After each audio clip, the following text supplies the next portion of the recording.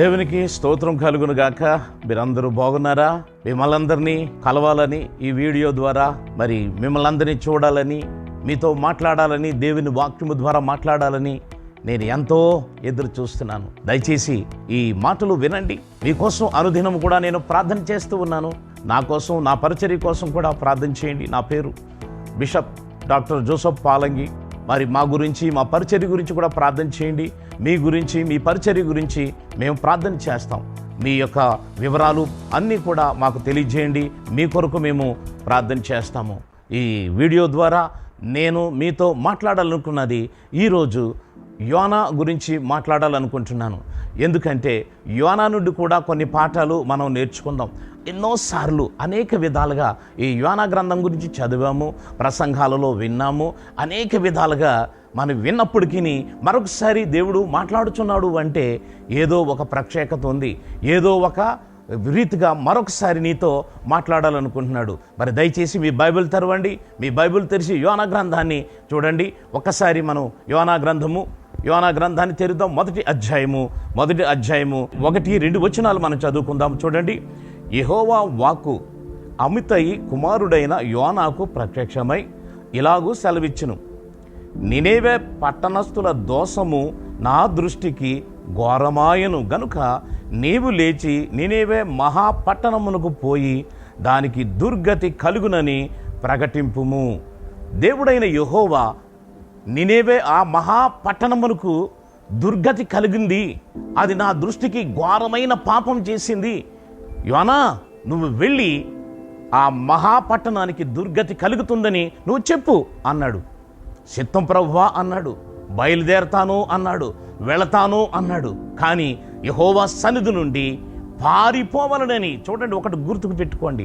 యెహోవా సన్నిధి నుండి ఎక్కడికి కీర్తనకారుడు 139వ కీర్తనలో ఉంటుంది, నీ సన్నిధి నుండి నేను ఎక్కడికి పారిపోదును, అది ఆకాశమందుండాను, నీ హస్తం అక్కడ ఉన్నది అంటున్నాడు. భూ దిగంతములలో ఎక్కడున్నా సరే నీ హస్తము అక్కడ ఉన్నది, నీ కనుదృష్టి అక్కడ ఉన్నది అంటున్నాడు. కానీ యోనా పారిపోవాలని, ఎక్కడి నుండి? యెహోవా సన్నిధి నుండి పారిపోవాలనుకున్నాడు. ఎక్కడికి పారిపోవాలనుకున్నాడు? నినేవే పట్టణానికి వెళ్ళవలసిన యోనా ఎక్కడికి పారిపోవాలనుకుంటున్నాడు అంటే తార్షీషునకు పారిపోవాలనుకుంటున్నాడు. ఎప్పుడైతే దేవుని సన్నిధి నుండి పారిపోవాలని తలంపు వచ్చిందో అతనిలో కోల్పోయింది ఏంటంటే నెమ్మది కోల్పోయాడు, సమాధానాన్ని కోల్పోయాడు. అందుకనే కేవ్ ఇచ్చాడు, టికెట్ కొనుక్కున్నాడు. మనుషులతో సమాధానం లేదు, ఆ మనుషులతో కలవడానికి అవకాశం లేదు. ఒక ప్రత్యేక కేవ్ ఇచ్చి టికెట్ కొనుక్కోగానే ఒక సీట్ అయినా ఇస్తారు, ఒక బర్త్ అయినా ఇస్తారు. ఎక్కడ ఉండాలి? ఆ సీట్లో అయినా కూర్చోవాలి, ఆ బర్త్లో అయినా పడుకోవాలి. యోనా ఎక్కడ పండుకున్నాడు? వాడ అడుగు భాగమునికి వెళ్ళిపోయాడు, మనుషుల మధ్యలో లేడు. ఎందుకు అంటే పారిపోతున్న వ్యక్తి దాక్కోటానికి ప్రయత్నిస్తున్నాడు. ఆ వాడ అడుగు భాగమునికి వెళ్ళి అక్కడ కాడ నిద్ర పోతూ ఉన్నాడు. అప్పుడు దేవుడు కలగజేసుకోవటం మొదలుపెట్టాడు. ఆ ఓడలో ఉన్న యోనాని ఎట్టి పరిస్థితుల్లోనైనా సరే, ఏ విధంగానైనా సరే నినేవే పురమునకు, ఆ మహాపట్టణానికి యోనాను మాత్రమే పంపించాలి. ఈ రోజున నీవు నన్ను దేవుడు ఏర్పాటు చేసుకున్నాడంటే ఒక ప్రణాళిక ఉంది.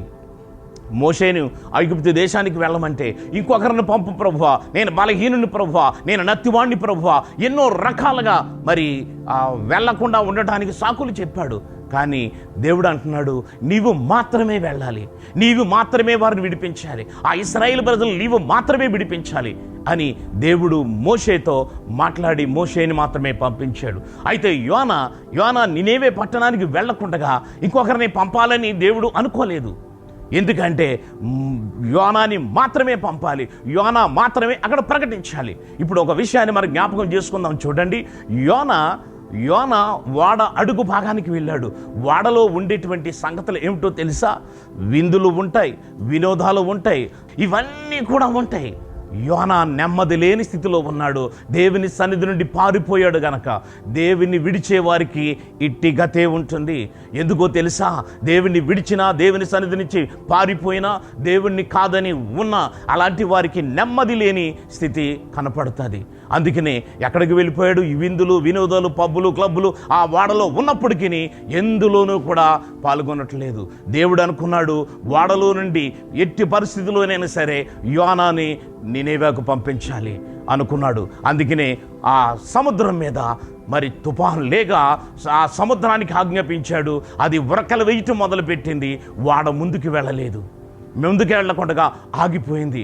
ఈలోపు ప్రజలకి అందరికీ కలవరం, ప్రజల్లో కలవరం వచ్చింది. ఆ వాడ నాయకుల్లో కలవరం వచ్చింది. ప్రజలు భయభ్రాంతులైపోయారు. దీనికి కారణం ఏమిటో తెలుసా?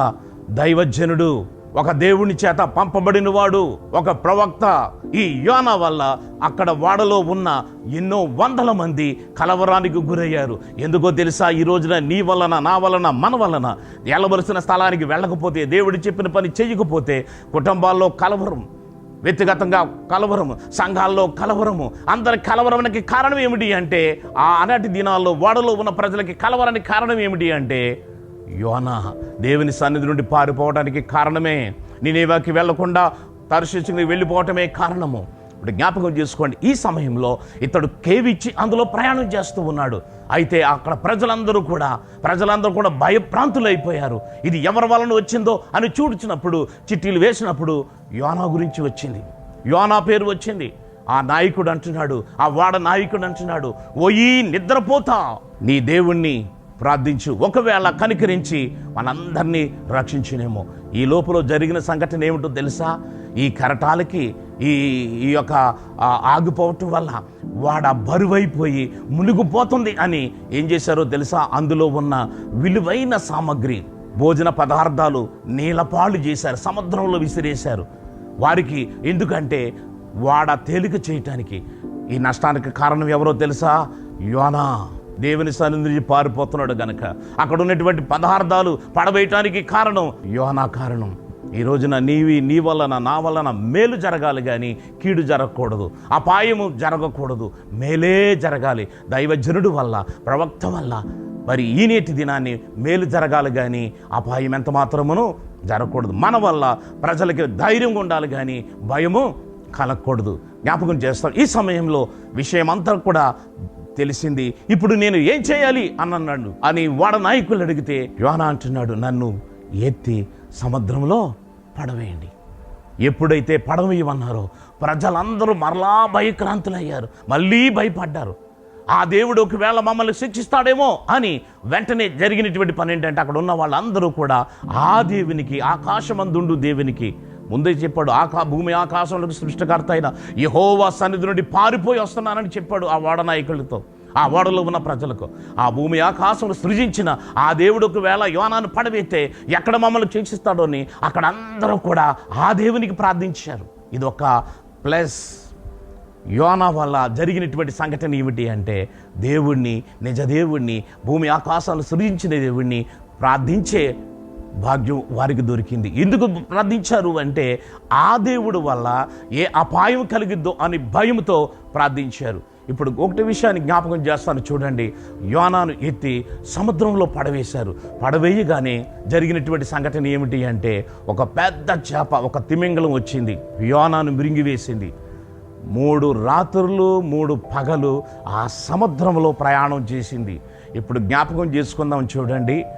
వాడలో విందులు వినోదాలు ఉన్న అందులో పాల్గొనలేని యోనా ఎందుకు పాల్గొనలేదంటే, దేవుని సన్నిధి నుండి వస్తున్నాడు గనక భయప్రాంతుడయ్యాడు. అంతేకాదు, జరిగినటువంటి సంఘటన ఏమిటి అంటే, వాడ అడుగు భాగానికి పోయి గాఢ నిద్ర. ఇప్పుడు చూడండి, 3 రాత్రులు 3 పగలు ఆ చేప గర్భములో ఉండి యోనా చేసే పని ఏమిటో తెలుసా? అందులో ఉండి ప్రార్థన. ఎక్కడుండి నీటి పై భాగంలో వాడుంది, నీటి కింద భాగంలో చేప ఉంది. వాడలో ఉన్నప్పుడు గాఢ నిద్ర, చేప గర్భంలో ఉన్నప్పుడు ప్రార్థన. 3 రాత్రులు 3 పగలు. ఇంకొక విషయాన్ని చెప్తాను వినండి. వాడలో ప్రయాణం చేసిన యోనా కేవిచ్చి, డబ్బిచ్చి టికెట్ కొనుక్కున్నాడు. ఇప్పుడు చేప గర్భంలో ఉన్న యోనాకి ప్రీ జర్నీ, అతని కేవు లేదు, టికెట్ లేదు. టికెట్ లేకుండా ప్రయాణం చేస్తున్నాడు. టికెట్ ఇచ్చి ప్రయాణం చేసేది నెమ్మది లేదు, కానీ నిద్రపోతూ ఉన్నాడు. కానీ ఈ సమయంలో ఒక విషయాన్ని జ్ఞాపకం చేస్తాను. దేవుడు ఏర్పాటు చేసిన సాధనము ఈ చేప, ఈ తిమింగలం. ఈ తిమింగల గర్భంలో ఉండి ఏం చేస్తున్నాడంటే, వాడలో ప్రార్థన చేయలేదు కానీ చేప గర్భంలో ఉండి ప్రార్థన చేస్తూ ఉన్నాడు. ఈ 3 రోజులు 3 పగళ్ళు ఆ చేప గర్భంలో ప్రార్థన చేశాడు. తిన్నగా తీసుకెళ్ళి నినేవే దగ్గర విడిచిపెట్టింది. అక్కడ ఆ రేవున ఒడ్డునకు వచ్చినప్పుడు 3 దివారాత్రులు ప్రార్థనల పూర్వకంగా ఉండి బయటికి వెళ్ళిన యోనాని చూడగానే అక్కడ ఎక్కువ ప్రకటన చేయలేదు, చిన్న ప్రకటన చేశాడు. ఏమన్నాడు అంటే, నినేవే ప్రజలు దోషము దేవుని దృష్టికి ఘోరమాయను అన్నాడు. ఇందులో ఒక విషయాన్ని నేను ఒక చరిత్ర పుస్తకంలో నినేవే గురించి చదివినప్పుడు ఒక మాట చెప్తున్నాను. అదేమిటి అంటే, నినేవే ప్రజలు విగ్రహారాధకులు, యుద్ధ దేవుళ్ళు అని వారిని కూడా, మనుషులను కూడా, ఎక్కువ మందిని చంపిన వారిని, వందలాది మందిని చంపిన వారిని కూడా దేవతలుగా దేవుళ్ళుగా ఆరాధించేవారు. అంతేకాదు మరి రాశుల్లో మనం అనుకుంటాం కదా, రాశులలో మీనా రాశి అంటే శాప, మీనా రాశి అంటే మీనా దేవతను కూడా వాళ్ళు ఆరాధిస్తారు. ఈ యోనా 3 రోజులు రాత్రి పగళ్ళు ఆ శాపగర్భంలో ఉన్నప్పుడు అతను ఒడ్డుకి వెళ్ళి అలా నడుచుకుంటూ వెళ్ళినప్పుడు వారికి మనమైతే ఏమంటామంటే నీసు వాసన అంటాం. వారికి నినేవే ప్రజలు యోనాను చూడగానే మీనా వాసన, ఆయన చుట్టూ గుంపు కూడారు జనాంగం. ఏం వాసన అంటే వారికి వచ్చేది నీసు వాసన అని మనం అంటాం, వారికి వచ్చేదేమో మీనా వాసన. కాబట్టి ఆ మీనా వాసన వచ్చినప్పుడు అందుకే అక్కడ ఉన్నటువంటి ప్రజలందరూ కూడా యోనా మాట వినటానికి కారణం ఏమిటి అంటే, ఆ నినేవే ప్రజలకి మీనావాసన వచ్చింది. అప్పుడు చెప్తున్నాడు, ఇదిగో నినేవే ప్రజలారా, దేవుడైన యెహోవా సెలవిచ్చినదేమనగా, మీరు మారు మనసు పొందకపోతే, మీరు పశ్చాత్తాపం పడకపోతే, మీరు గనక మీ పాపములు విడిచిపెట్టకపోతే అని ప్రకటించగానే, దేవుడు మీకు ఉగ్రత కురిపించబోతున్నాడు అని చెప్పగానే వెంటనే వారు రాజు మొదలుకొని ప్రతి ఒక్కరూ కూడా ఏం చేశారట, రాజు సింహాసనాన్ని విడిచిపెట్టి రాజు వస్త్రాలు తీసివేసి గోను వస్త్రాలు ధరించి దేశమంతా కూడా పశ్చాత్తాపపడ్డారు. అక్కడ నుండి అంతా కూడా మనకి తెలిసిందే. దేవుడు అంటే దేవుని విషయంలో యోనా అంటాడు, నాకు ముందే తెలుసు నువ్వు ఇలా చేస్తావని అని అంటాడు. అంటే యోనా పారిపోయినప్పటికీ దేవుని హృదయం ఎరిగినవాడు. నీవు నేను మనము దేవుని హృదయం కలిగి ఉండాలి. దేవుడు పశ్చాత్తాపపడిన వారిని రక్షించే దేవుడని, పశ్చాత్తాపపడినటువంటి వ్యక్తుల్ని కనికరించే దేవుడని. అంతే, అహాబు ఘోరమైన పాపం చేసినవాడు.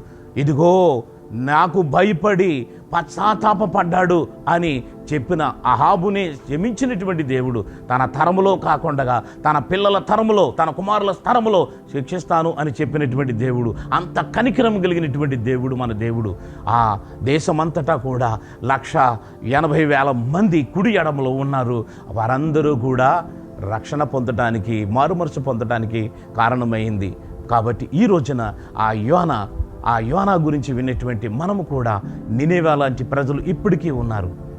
అట్టి ప్రజల గురించి మనం ప్రార్థన చేద్దాం, అట్టి ప్రజల గురించి ప్రకటన చేద్దాం. అలాంటి కృపతో దేవుడు నిన్ను నన్ను తన సేవలో, తన పరిచర్యలో, వాక్య పరిచర్య అందించి అనేకులను ఆయనకు రాకడకు సిద్ధపరచదుము గాక. దేవుడు ఈ మాటలు దీవించును గాక. మరి చిన్న ప్రార్థన చేద్దాం. ప్రేమగల మా తండ్రి, కరుణామయుడ, దయామయుడ, కృపాభరితుడా, ఇదిగో యోనా గురించి కేవలం కొన్ని మాటలు మేము విన్నాం.